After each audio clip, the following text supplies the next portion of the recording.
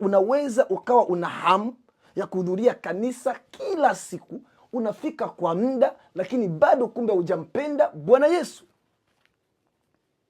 Haujampenda Bwana Yesu. Unafanya vitu kwa sababu mtume aliongea, mchungaji aliongea, lakini haijawa kwa sababu Bwana Yesu ninampenda na huyu mtume amewekwa na Bwana Yesu, kwa hiyo nitafanya vitu kwa ajili ya Bwana Yesu ambaye anakaa ndani ya huyu mtume wake. Haleluya, Bwana Yesu asifiwe sana.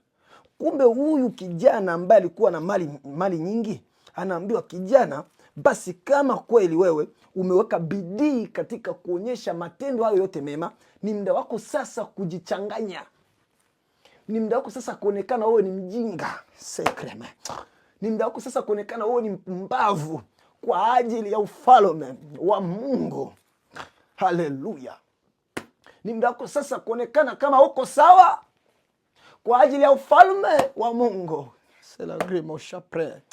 Ni muda wako sasa kuonekana wewe ni kichaa kwa ajili ya ufalme wa Mungu. Hapo ndo ambapo wengi wanakuwa wanakosea. Hiyo ni kuanguka ambayo wengi wanashindwa kuielewa, ya kwamba lazima umpende Bwana Yesu. Kumpenda Bwana Yesu ndiye imani sahihi.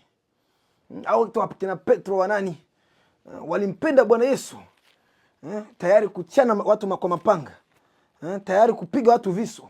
Kwa sababu nini? Wamempenda sana Bwana wao. Bwana, tuwezi tukakuacha uende. Bwana, tunakupenda sana. Oh, haleluya.